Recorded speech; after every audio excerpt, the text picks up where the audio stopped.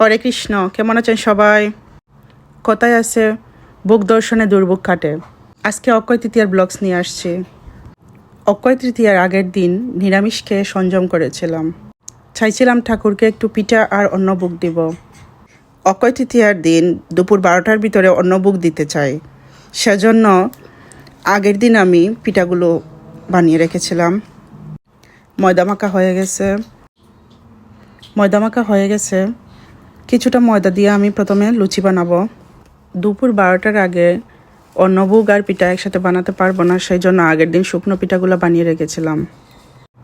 লুচিগুলোও আমি ভেজে রেখেছি ভালো করে। আমি চাইছি ঠাকুরকে সুজি আর লুচি দিতে। খুব সুন্দর হয়েছে ফুলকো লুচিগুলো।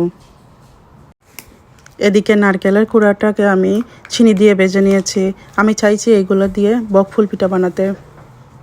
ময়দাটা মাখার পর আমি 3 ভাগ করে নিয়েছিলাম, কিছুটা দিয়ে লুচি, কিছুটা দিয়ে বকফুল আর কিছুটা দিয়ে দুধ পুলি বানাবো। সেই জন্য এখন আমি দুধ পুলির জন্য এই লুচিটা বানিয়েছি।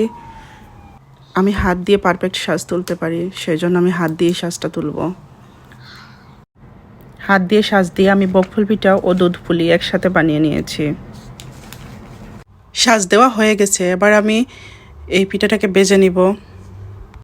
দুধ পুলির জন্য যে পিঠাগুলো বানাবো ওইগুলো আমি একটু কম ভাজবো, যাতে কালারটা একটু সাদা সাদা থাকে।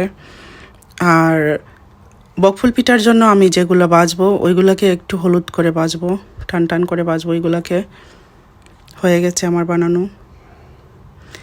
এগুলো লুচি, এটা হচ্ছে আমার দুধ পুলি পিঠার জন্য, আর এটা হচ্ছে বকফুলের জন্য। দুধ পুলির জন্য আমি দুধ নিয়েছি। দুধটাকে একটু ভালো করে গরম হওয়ার পর আমি ওইখানে চিনি দিয়ে দিব পরিমাণ মতো, তারপর তেজপাতা ও কিচমিচ দিব। তারপর এটা ভালোভাবে নাড়তে থাকবো। গরম হয়ে আসার পর আমি অল্প নারিকেল কুড়া দিব।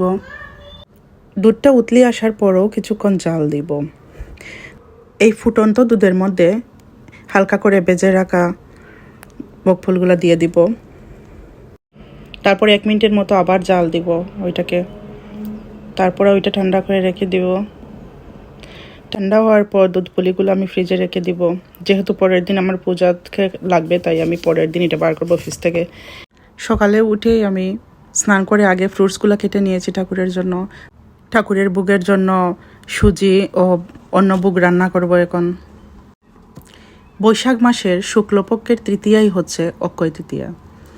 অক্ষয়, যার ক্ষয় নেই, মানে অক্ষয় তিথিতে যা করবেন তা অক্ষয় হয়ে থাকবে। পাপ করুন আর পুণ্য করুন। এই অক্ষয় তৃতীয়ার দিন সত্যযুগের আরম্ভ হয়েছিল। এই অক্ষয় তৃতীয়ার দিনে গঙ্গা দেবী মর্তে আগমন করেছিলেন। এই অক্ষয় তৃতীয়ার দিন জগন্নাথের রথের নির্মাণ কাজ শুরু হয়। ভগবানের ষষ্ঠ অবতার পরশুরাম আবির্ভূত হয়েছিলেন এই দিনে। মহাভারত রচনা করা শুরু করেন ব্যাসদেব এই দিন থেকে। এই অক্ষয় তৃতীয়া থেকে চন্দনযাত্রা মহোৎসব শুরু হয়। ব্রহ্মার সৃষ্টি রচনার কাজও শুরু হয় এই দিন থেকে। দেবী অন্নপূর্ণার আবির্ভাব হয় এই দিনে। দ্বারকায় কৃষ্ণ সুদামার মিলনও হয় এই দিনে। তাই এই দিনটা খুবই পুণ্যের একটা দিন। ঠাকুরের জন্য তুলসীর মালা ও ফুলের মালা গাঁথলাম। সবাই ভালো থাকবেন। আবারও আসবো নতুন কোনো ভিডিও নিয়ে। হরে কৃষ্ণ। হরে কৃষ্ণ হরে কৃষ্ণ কৃষ্ণ কৃষ্ণ